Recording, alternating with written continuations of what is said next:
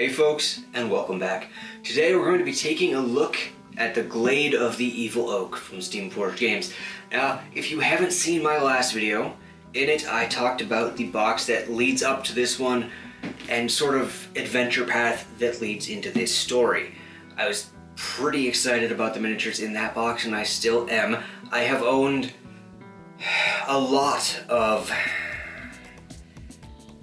minis that I would categorize as being sort of evil shrubbery.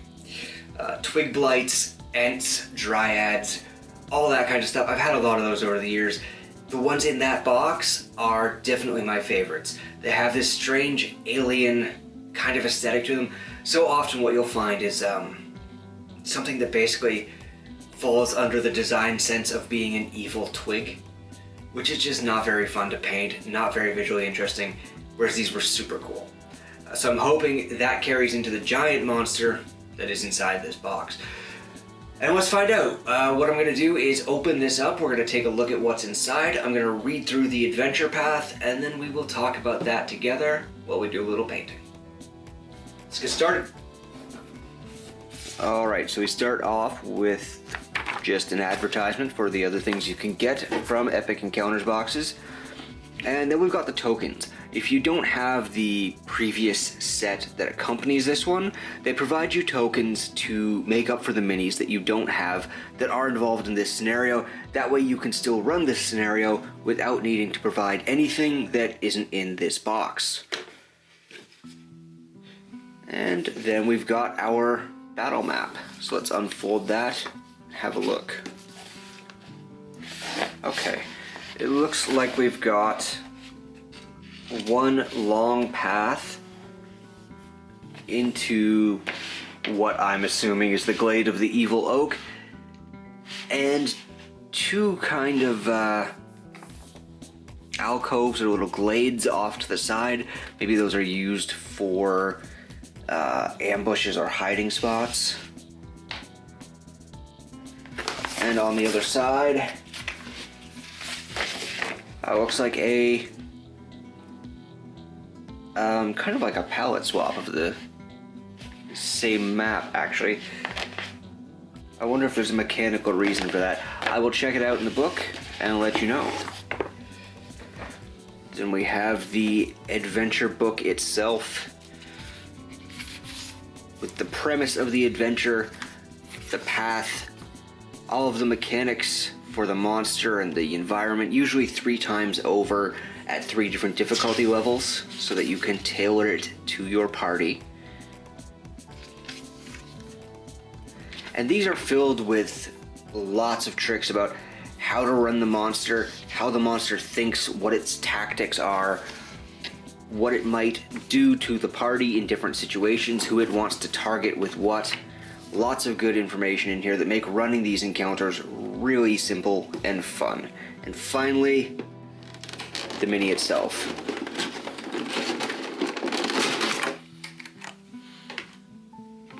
Alright, let's have a look. Oh, wow, that is a heavy one. Alright.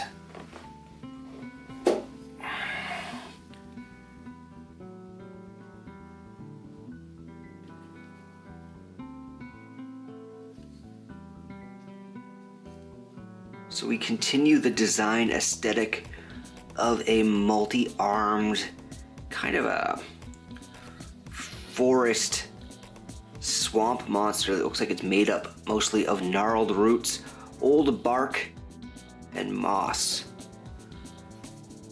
Several trees growing out of his back. I really like the 6-limbed designs. I like the bulk of the monster. It almost looks a little bit kind of like a turtle aesthetic with this shell on its back, which is interesting. I noticed the horns on the head kind of mimic the 6-arm design that you see here and through the other box set as well, which is a neat touch. Now, I noticed on the box art that they have painted him. Here, let me show you. They have painted the wooden portions, the wooden armor, this really light color, and I don't think I'm gonna mimic that at all. Partially is, just to be frank, I don't really love how it looks. It's not to my taste at all. And secondly, I grew up in the middle of nowhere and there are a ton of oak trees around here. Lots and lots and lots of them. I've seen them my whole life, and they're simply not that color. So calling it the Glade of the Evil Oak, and then painting it a color that is a little bit more almost like a birch tree, or yeah, it looks a little odd to me. So we're not going to do that. We're going to make up our own paint scheme that is much closer to what you saw in the last video. So I'm going to go get this guy primed. I'm going to do the same three-stage zenithal with black, yellow, and white. And we'll see where it goes from there. So here's how he looks with the three-stage zenithal prime. And I'm just going to come in with the exact same technique that I used on the smaller miniatures to start with, which is a mix of contrast paints and inks, all wet blended pretty haphazardly onto the miniature. And well, what I mean to get with this is like the undercoat, sort of a base coat, and not the armor plates so much. It's absolutely fine to cover those as well and give those a base coat too if you want to. There's no problem with that. The important part is just getting this on here, wet blending it, and letting all of these colors kind of mix together as they go. I've got some medium browns, some dark browns, a couple of greens, and like I said, a mix of inks and contrast paints, and they can all just be blended together on the Mini, working across it as you go, and there's no need to be delicate about it at all.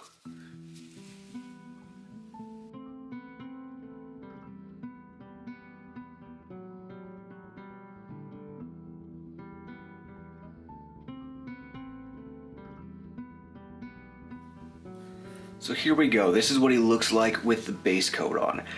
As I said, just really rough wet blending, and anything that I didn't know yet what I want to do with, like the horns and the trees on his back, I just gave it a really quick and dirty base coat this way. That way it's got something on it to help kind of bring the project together, and just to get some paint on there and make it look a little more complete. It makes it easier to visualize what the next steps might be. From here, I think I'm going to do a little bit of dry brushing before I start base coating these wood panels and getting the details in there. And while I do that, we can talk about what is in the adventure booklet. Okay, dry brushing time. What I've got is just a light warm brown. And I'm just going to lightly brush that across all of these inner skin areas to sort of unify things, to bring up the color, and to make the details pop. Now, if there are places you cannot hit because they're too deep inside, like in here it's not easy to get to them, that's totally fine. You don't have to worry about those areas. They're gonna look just fine with the base coats I've already put on there. Now let's talk a little bit about the adventure module that comes with the miniature. Inside these books, if you're not familiar, you find not just 3 sets of stats for the monster in question, but also all kinds of tips and tricks for how to run them, what the monster thinks like, what its priorities are, what its goals are, that will inform how you run the combat encounter. And that's part of what I love about them. It will also say things like, here's its combat flow, what attacks it will try to use in what order. Here is when and how it will summon reinforcements, which are what the tokens that came in the box are for. Those are the reinforcements, in case you don't have the other set that comes with this one.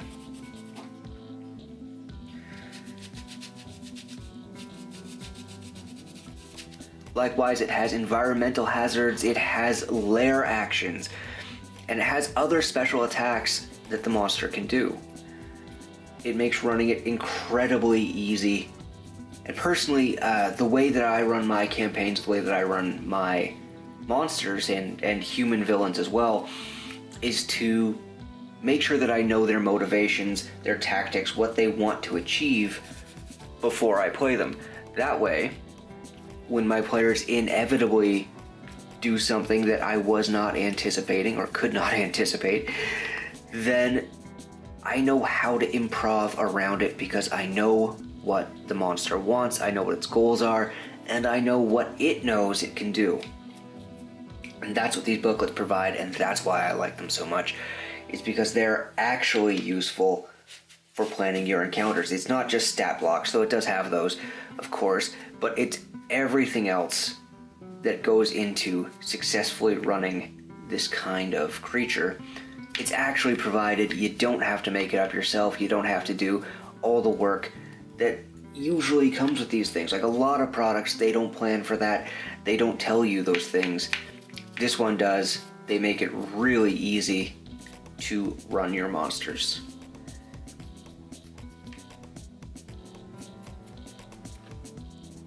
There we go. We're starting to look pretty good with this. We've got a lot of the details coming out on this, and that warm color does a lot to,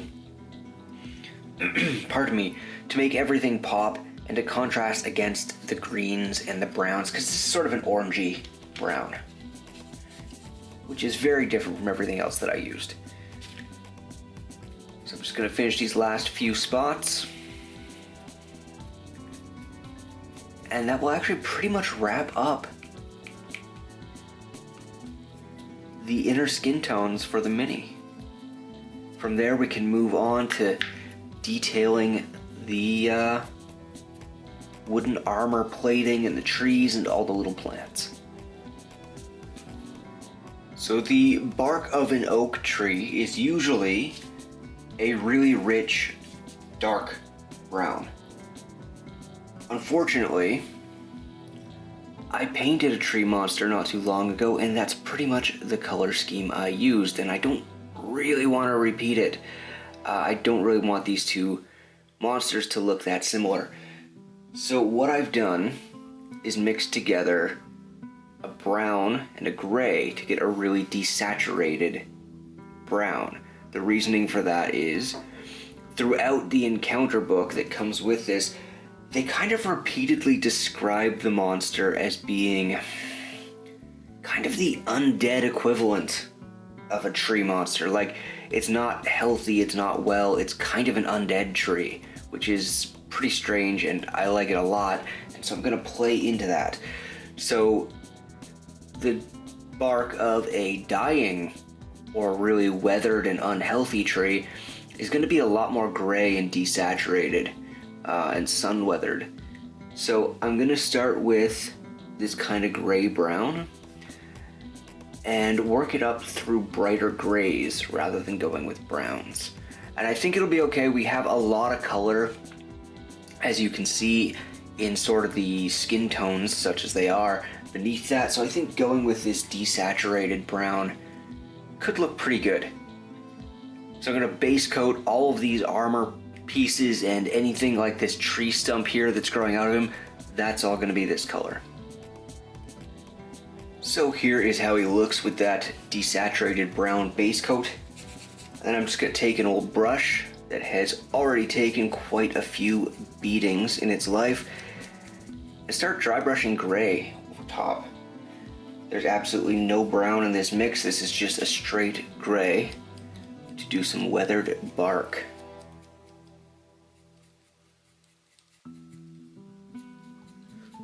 And again, I'm just going to go over top of every single one of these armored plates and the little tree stump and other details like that, and start making those details pop. So here we go. This is with the first gray dry brush done on the wooden panels. And some of you have probably already figured out what's coming next. A lighter dry brush. I'm just going to take an off-white and do the exact same thing over again, but with a much lighter touch.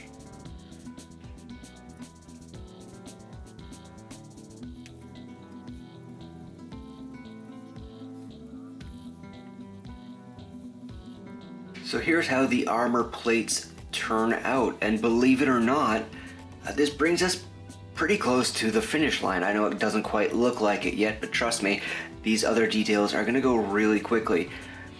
And this has been an incredibly simple paint scheme.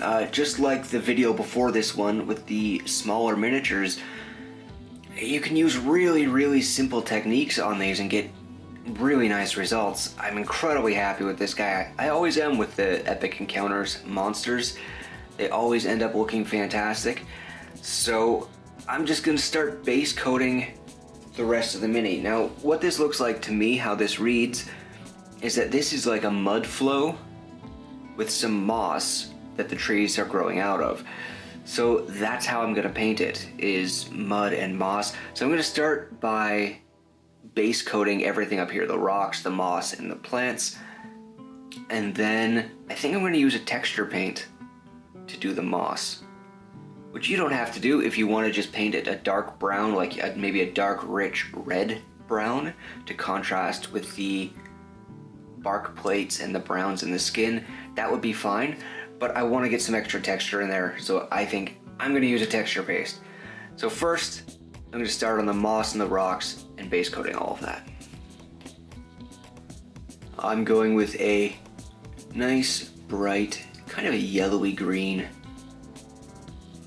for the moss, which is gonna get knocked down a little through the washes that we haven't done yet, the oil wash, and some other tricks. But on top of that, it contrasts really nicely with the greens that have been used in the skin. And also, while I have this out, I'm gonna go around and I'm gonna paint all of these little leaves in a nice coat of this as well, just to get some splashes of color along the rest of the model, but also just sort of tie it all together as well, so that there's not just this one splash of bright green across the top of the mini and nowhere else. There we go, we've got some nice bright moss on the back, and all of the leaves have been picked out in that bright green as well. I'm just gonna dry brush over top with a pretty bright yellow green. You want to be kind of sparing with this because it's a pretty bright color, and just use it to pick out the texture. Now this is really bright, as I'm sure you've noticed, but that's all right. This is getting an oil wash still. It's gonna get knocked down further. And after this, it's just base coating the rocks. And these other little plants here are gonna get sort of a purplish reddish color, like the ones on the bases in the last video. So I'm just getting the base coats onto the rocks, and I wanted to mention that I'm just using the same grays that I used to paint the tree bark. Partially because they're already out, so why not? But also, it's gonna look fine. Like, they're not gonna read as the same as the tree bark at all. If anything, what it will do is help it read as if all of these things are from the same environment, but they won't look the same. So just use the colors you've already got on your palette when you can. Okay, it is time to do an oil wash. Now, just like the last video, this is going to be a very simple mix of black and brown oil paint, and it's just gonna go over everything. Now, as you can see, there are still spots here that I have not painted, and that is because those are gonna be texture paint, and I don't want this oil wash to be on the texture paint. So I'm gonna do this first and let it dry, and then come in with that extra texture. Now, this is just going over everything. And as you can see, it has a pretty dramatic and immediate effect. Now, it will dry lighter than this, but it will also act as a color filter over everything that will help to bring down some of these really bright colors that I've used and bring them more in line with the rest of the paint job.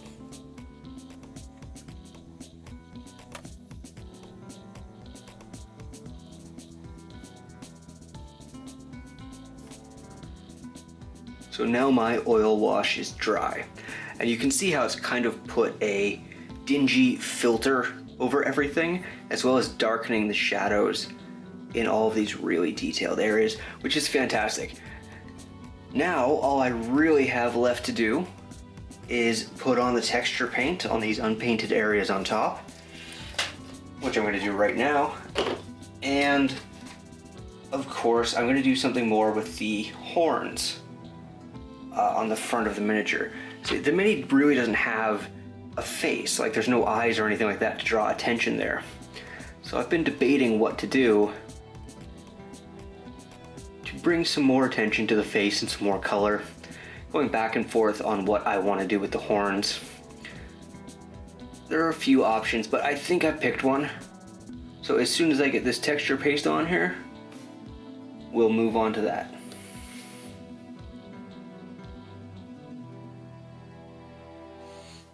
Now, if you were painting this mini and you either don't have texture paste, or that's just not the route you want to go with it, I would suggest just a really simple ruddy red-brown for the mud. That's going to make it contrast with all the more yellowy browns and desaturated gray browns that we've been using on everything else. And on top of that,